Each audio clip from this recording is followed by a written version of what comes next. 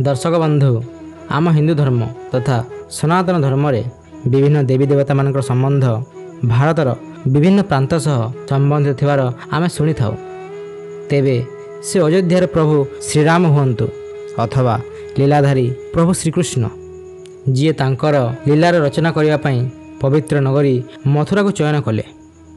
ए परिप्रेक्षी रे आम मानक मन में प्रश्न आसीपारे कि हिंदू देवी देवता माने निजर अवतार धारण पई भारतर विभिन्न प्रांत ही कहीं चयन कले। यही प्रश्नर उत्तर जानिया पई वीडियो को शेष पर्यंत अवश्य देखंतु।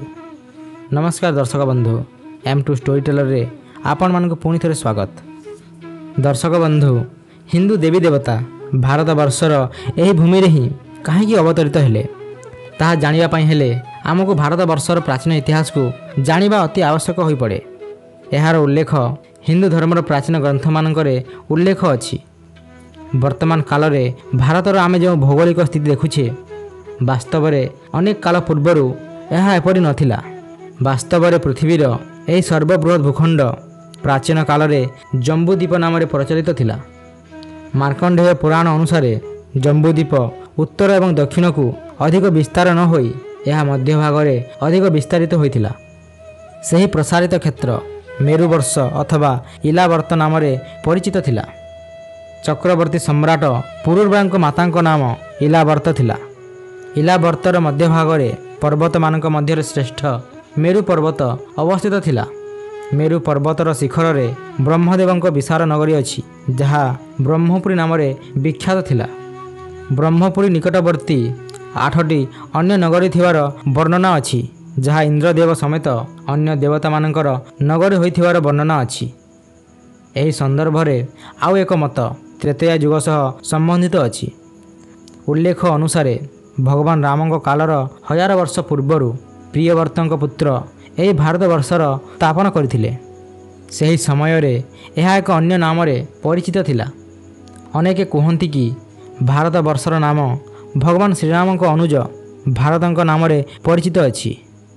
एही विषय रे मध्य धर्मग्रंथ रे उल्लेख अछि। वायु पुराण अनुसार महाराज प्रियव्रतंक कौनसी पुत्र नथिबा जोगु निज पौत्र आग्नेन्द्रिय को पुत्र हिसाब रे रखिथिले जहांक पुत्रंक नाम नाभि थिला।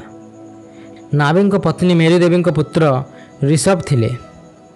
ए ऋषभ को पुत्र भारतंक नाम रे आज आम देश भारत वर्ष नाम रे परिचित। अन्य एक प्रचलित मत अनुसार पुरुवंशर राजा दुष्यंत एवं रानी शकुंतलांक पुत्र भारत नाम रे ही भारत वर्षर नाम प्रचलित हैला। सही समय भारत जहा वर्तमान कालखंड रे अखंड भारत नाम रे परिचित ताहार भौगोलिक क्षेत्र अति विस्तृत थिला।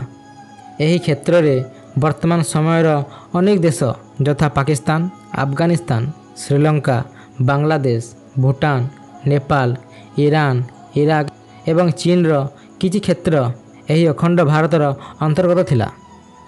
एही अखंड भारत आर्यवर्त नाम रे मध्य प्रसिद्ध थिला। दर्शक बंधु, आपण माने मध्य जानिथिबे कि हिंदू मंदिर केवल वर्तमान समयर भारत रे ही अवस्थित अछि ताहा नुहे बरं पड़ोसी देश मानकरे हिंदू मंदिर थिबार प्रमाण मध्य अछि। एपरि अनेक स्थान अछि जेउठी आज मध्य पुरातन सनातन रीतिनीति रे पूजा पाठ होउछि। थाईलैंड राज परिवार रे अनेक काल पूर्वरु हिंदू धर्मर प्रभाव रही आसीछि। सेठिकार साधारण लोक यह मध्य विश्वास करती कि थाईलैंड राजा स्वयं भगवान विष्णु को अवतार।